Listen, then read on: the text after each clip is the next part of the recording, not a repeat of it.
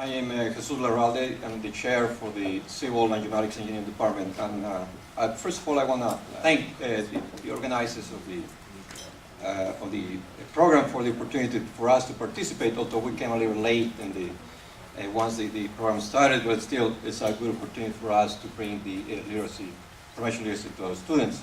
I should say though that we selected a couple courses that at the undergraduate level. As we get into it, we realize that this approach will be pretty valuable as well for the grad students. So eventually, hopefully, we can expand to them to also give them the ability to manage information and retrieve information efficiently. Anyway, so Dr. Wright and myself and Ross Laval participate in this program.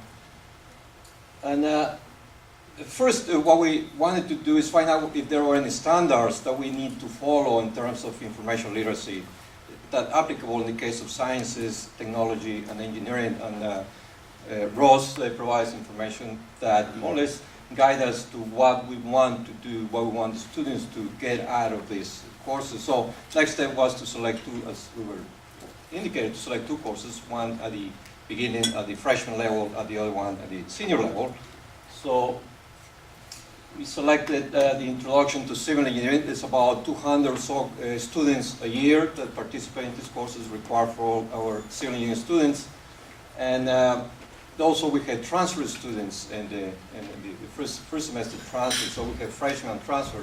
The focus of this class is to help the students develop their skills in terms more of what we call academic literacy, research, or be able to get general information, be able to discern, retrieve information, discern what is good or what's not. And this is in contrast with the other course, that is the senior course, is the first part of the culinary experience, the first part of the design project, that is more geared towards the professional practice. In other words, we want the students to be able to be aware of all the information, all the, in our case, codes and regulations that in design, in the profession, they have to go through. It's not so much academic literacy, but the ability to find what regulations and codes, specifications they have to comply with in professional practice, different from the approach in freshman year. So we hope that at the end of their tenure in the program, students are able to do both the academic research well, as well as being abreast of all the professional issues that go along with design and professional practice. So Ross was very helpful in guiding us to this, so I'd like to invite him to then talk about the implementation. This is the overview of the program, and then he will talk about how to implement it. By the way, we are at the first stage. We're not as developed as the other project, so we're hopeful that we'll eventually have a good product. As he mentioned, the information literacy standards for engineering and science are slightly more developed than they are for general standard. So it was very important for us as a team to identify those standards that are most applicable to the students at both the introductory and at the culminating level. So I'm very pleased that we're able to come up with those. And essentially what we did was to match, so we cherry-picked the ones that we thought would be most appropriate, so we matched standards to some of the needs that we had for, in this case, the introductory students. So in this is the CE 85 Introduction to Civil Engineering, and I have here an example of an assignment that we'll be using in actually just a few weeks. One of the things that's especially important, I think, for engineers is that they understand that while the science and the technology is very important, that there also is the social impact of what they're doing. So just as an example, the assignment the students will be working on in the next few weeks, they will be identifying in the popular press an article or a newspaper clipping or maybe something they've seen on the web, something that deals with engineering. For example, you all remember when the bridge collapsed in the Midwest last year and so many people lost their lives. Well, a lawsuit has finally been, a settlement has been reached. So I want the students to know that. I want them to understand that, oh look, here's something in the news about a bridge collapse, and this is the settlement, this is the result of it. And then from there, and this is the critical thinking factor, they need to understand that as a result of this engineering catastrophe, the ramifications that it had in people's lives, you see?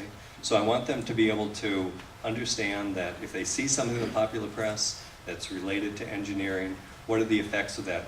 What effect is high-speed rail going to have in Central Valley, for example? You know, think of the environmental, the social impact that that's going to have. So I want them to think outside the engineering box. So essentially that's what this assignment will do. Assessment is important, so as the students are compiling these kinds of results, what they'll be doing is doing some writing and also some sharing in groups. Lots of ways they're going to be doing that, either in written work or in groups through Blackboard. CE 180 is the culminating experience. So this is a little bit different. We've got people who are expecting to enter into the profession momentarily. And so what they need to be able to do is to write and produce as they are professionals. This is their last chance at it. So the approach that we're taking here is a little bit different. In this case, students will be writing a proposal where they need to identify 3 potential topics for their assignment, for their senior project. They will then be conferencing with the librarian. This is very labor intensive, but it's very important that they make human contact. As they go into the profession, they're going to be talking to humans. And so we want them to be able to get used to this, and they have to be able to understand that it is people who are providing the information. It's not coming from a box. So they need to be able to communicate. So they'll be conferencing with librarians. The project proposal needs to have a complete literature review, and the idea here, and one of the standards is very clear about this, that we need to be able to synthesize information. It isn't just reporting about who said what, but they need to synthesize it into a coherent piece of writing. And then, of course, they need to always document everything that they do. So they'll be using the ASCE standard for their citation format, and perhaps they'll be using EndNote to do that as well. So there are a whole lot of other little pieces that fit in here, but essentially that's it in a nutshell.